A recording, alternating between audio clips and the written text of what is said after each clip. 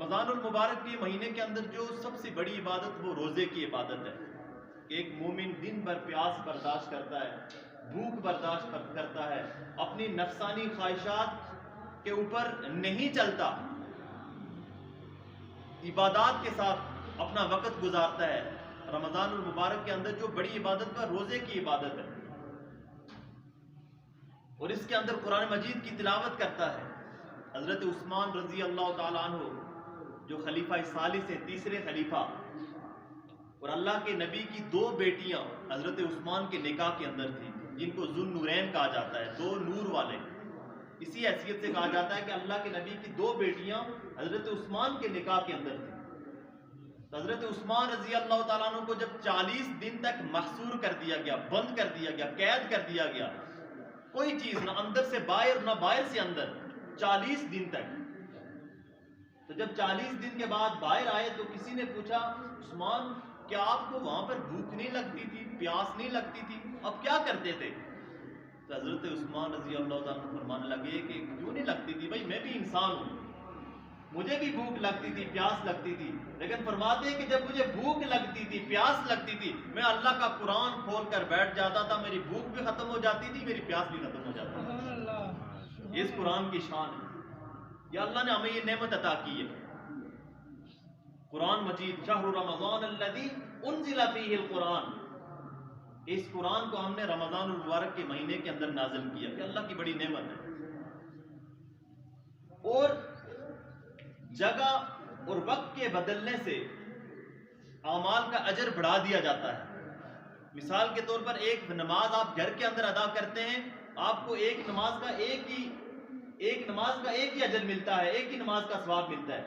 وہی نماز آپ آ کر مسجد میں ادا کرتے ہیں تو وہ ایک نماز 27 گنا بڑھا دی جاتی ہے۔ وہی نماز آپ جا کر مسجد نبوی کے اندر ادا کریں گے، ایک نماز کا ثواب 50,000 نمازوں کے برابر ہے۔ وہی نماز آپ بیت اللہ کے اندر جا کر ادا کریں گے، ایک نماز 1,00,000 نمازوں کا برابر اجر ادا کرتا ہے۔ وہ یہ پتہ چلا کہ جب وقت اور جگہ تبدیل ہوتی ہے تو وقت اور جگہ کے تبدیل ہونے سے اعمال کا اجر بڑھا دیا جاتا ہے۔ تو جس طرح اجر بڑھا دیا جاتا ہے، اسی طرح رمضان المبارک کے مہینے کے اندر لکھا ہے کہ گناہوں کا عذاب بھی بڑھا دیا جاتا ہے۔ ایک گناہ وہ کہ جو ہم گھر میں کرتے ہیں، اس گناہ کا ایک ہی گناہ لکھا جاتا ہے، لیکن ایک گناہ اگر ہم آ کر مسجد میں وہ گناہ کریں گے تو فرمایا وہ جو ایک گناہ ہے وہ 27 گنا بڑھا دیا جاتا ہے۔ وہ گناہ ہم مسجد نبوی میں کریں گے، 50,000 گنا اسے بڑھا دیا جائے گا، اور وہی گناہ بیت اللہ کے اندر کیا جائے گا تو ایک گناہ 1,00,000 گناہوں کا سبب اور ذریعہ بنے گا۔ تو جس طرح اعمال کا اجر بڑھا دیا جاتا ہے، رمضان کا مہینہ ہے، ایک فرض پڑھیں گے 70 فرضوں کے برابر اجر، 2 نفل پڑھیں گے وہ نفل فرضوں کے برابر اجر۔ تو جس طرح اعمال کا اجر بڑھا دیا جاتا ہے، اسی طرح گناہوں کا وبال بھی بڑھا دیا جاتا ہے، گناہوں کا عذاب بھی بڑھا دیا جاتا ہے۔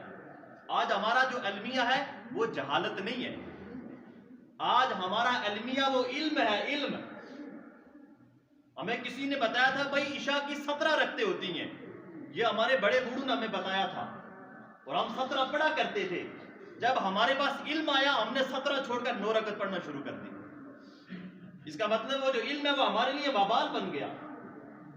ہمارے بڑوں نے بتایا تھا بھائی 20 تراویح پڑھنی ہے، اب آج کوئی نام نہاد قسم کا مذہبی سکالر اٹھا اور اس نے کہا بھائی تراویح ہے ہی نہیں، اور ہے بھی تو 8 تراویح ہیں۔ اس کا مطلب ہے جب ہمیں علم آیا تو ہمارا علم ہمارے لیے عذاب بن گیا، ہمارا علم ہمارے لیے وبال بن گیا۔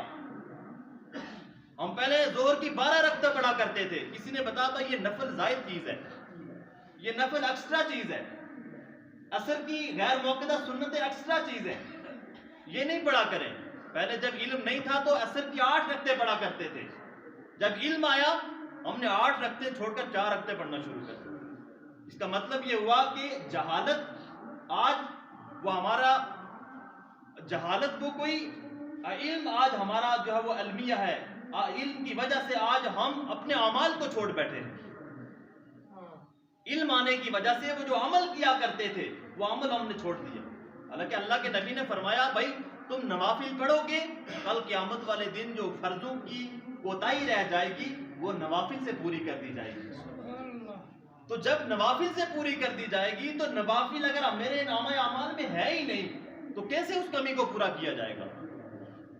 اس لیے اللہ رب العزت نے ہمیں یہ جو رمضان المبارک کا بابرکت، با سعادت، با کرامت مہینہ دیا ہے، یہ وہی عبادات کی پریکٹس ہے، وہی اللہ کی مرضی کو سامنے رکھ کر زندگی گزارنا ہے۔ یہ رمضان المبارک کا فلسفہ اور یہ رمضان المبارک کا خلاصہ ہے۔